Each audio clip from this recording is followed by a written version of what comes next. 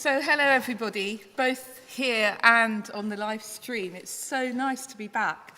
Can't tell you how lovely it is. I feel quite emotional about it. The last concert that I actually did to a live audience like this was 6 months ago in March, and it was right here in this church, and it was one of the Piano and More series. Some of you may well remember that.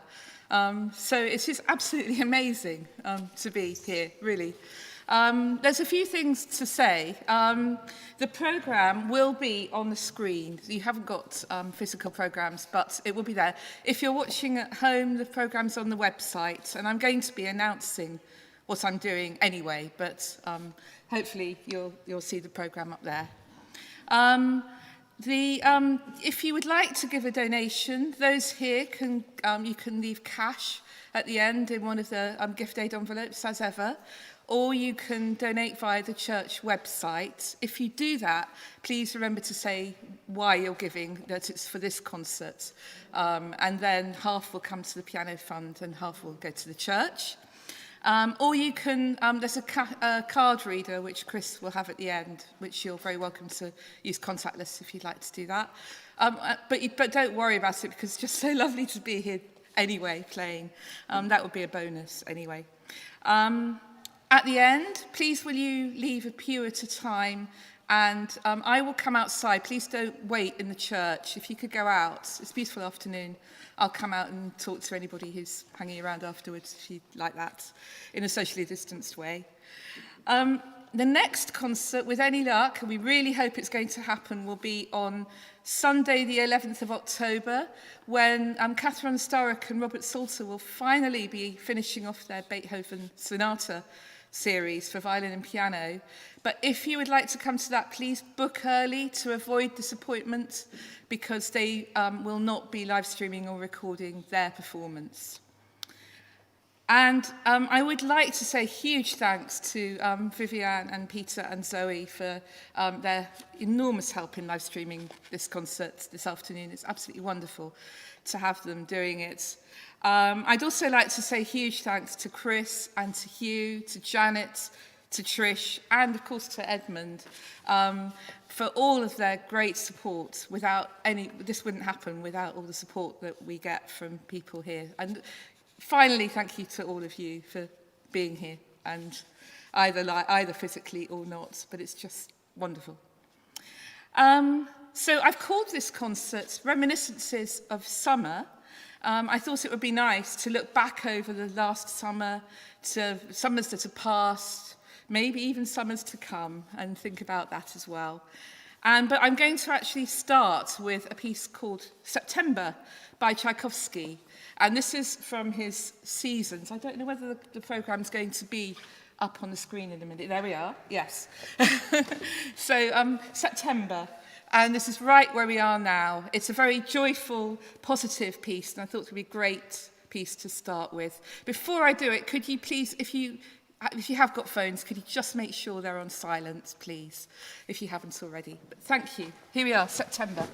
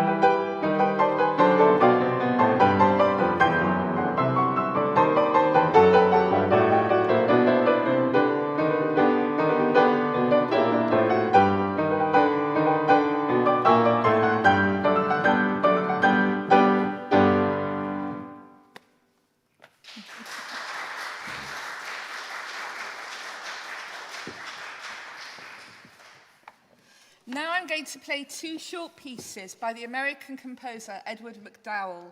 He was most famous for To a Wild Rose. And he wrote his New England Idylls, of which I'm going to play numbers 1 and 2, while he was at the family cabin one summer in New Hampshire in the States. And he wrote a very short poetic epigraph to each one of them. To us now, they seem a little bit saccharine sweet, perhaps, but I think it's worth reading them out, just so you get an idea of the atmosphere he was creating. An old garden has lots of nostalgia. It's, just quite wistful, really. And his epigraph is, sweet Alison, moss-grown stair, rose of roses, larkspur fair, all old poses, tokens rare of love undying linger there. And after that, I'm going to play Midsummer, which is quite languorous and very, just very sensuous, really. And the epigraph he wrote for that, droning summer slumbers on, midst drowsy murmurs sweet. Above, the lazy cloudlets drift, below, the swaying wheat.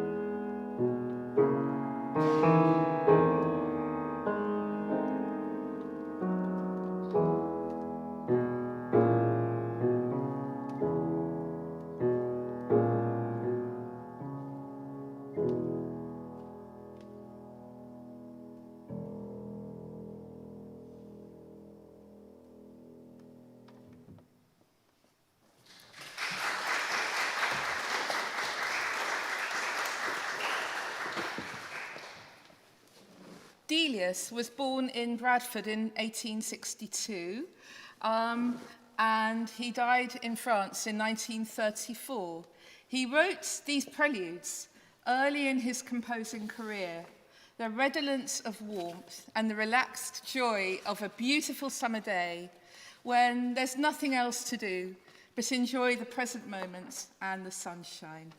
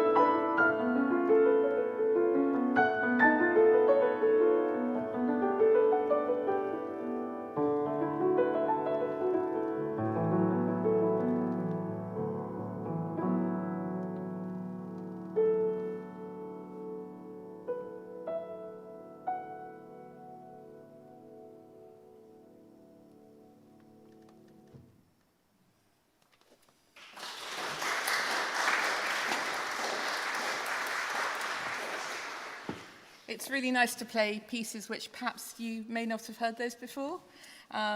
He actually wrote those pieces for a friend of his, rejoicing in the name of Evelyn Howard Jones. And he was a pianist and a great friend of Delia's. I must admit, I'd never heard of him. So there you go. So next, I'm going to be playing two pieces about gardens at dusk. So the first one by John Ireland. John Ireland is very famous for the hymn tune, My Song is Love Unknown. And he wrote an organ piece called The Holy Boy, which is often played at Christmas. And he taught Benjamin Britten composition at the Royal College of Music. And he wrote lots of short piano pieces. And Summer Evening was written when he was 40. And I think it's very evocative of a beautiful garden at the end of one of those summer days, which you think is never going to finish, as the birds start to settle and the sun sets and the air becomes cooler and all the fragrances start coming out of the honeysuckle and things. So I think that's very evocative of this. This piece is very evocative of that. And then after that, I'm going to play Debussy, a prelude from his book 1, Les sons et les parfums tournant dans l'air du soir. And that's actually by Baudelaire, and it translates literally as the sounds and fragrances swirl through the evening air. And I think that's all we need to imagine that we're there. So 2 beautiful gardens, one in England, one in France, at dusk.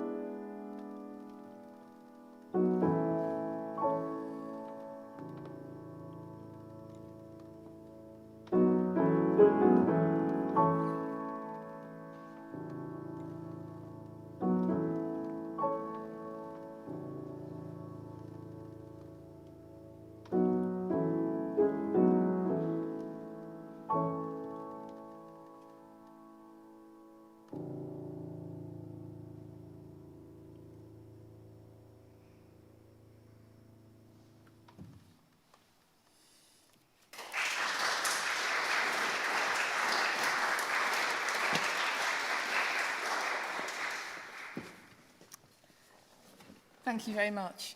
I should have said as well that if you would like to see a copy of the programme, it is actually on the Piano and More website, where you can also find links to all sorts of other things. So do visit that website if you'd like to see more of, or hear more indeed. Next, I'm going to play a piece by Debussy, another piece by Debussy, and we're going to Spain, and we're going to stay in Spain now for the rest of the recital. And Debussy had very rarely visited Spain when he wrote this piece, but he was, I think it's very imbued with Spanish feeling. It's called Soirée dans Grenade. It's the second of his estampe. There were 3 of them, and literally estampe translates as prints or engravings. So I think it's a bit of a snapshot, really. It's a picture of an evening in Granada. And I think it's 10 o'clock at night. You can hear the clock chiming very near the beginning of the piece, I think. And then it is a habanera, and you can see the dancers, and you can hear the guitar players, and they come and then they go. And at the end, they fade right away. And we're left wondering, was it only a memory? Was it a dream? Were they actually there? Or did we imagine it? But I think it was all very vivid while it lasted. And these are questions we can ask ourselves, I think.